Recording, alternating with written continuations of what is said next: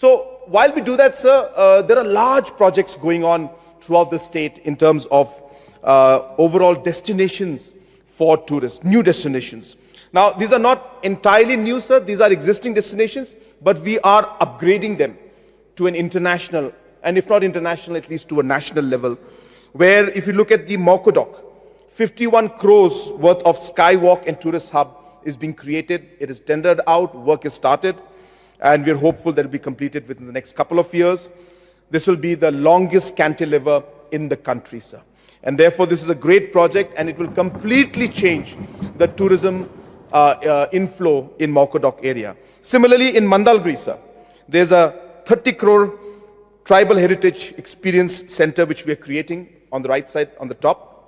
This again is a great project that will promote our culture, yet give the modern facilities to our tourists and overall upgrade the tourism sector in East Garo Hills sector. Similarly, in Sakal Aduma also, an eco-wellness resort is coming up.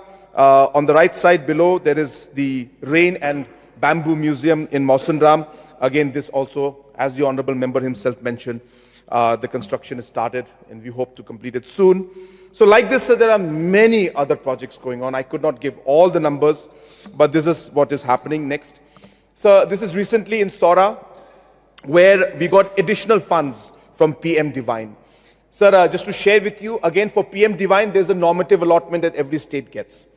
So say roughly about 150 crores, 180 crores, and that's it. So every state gets that amount, sir.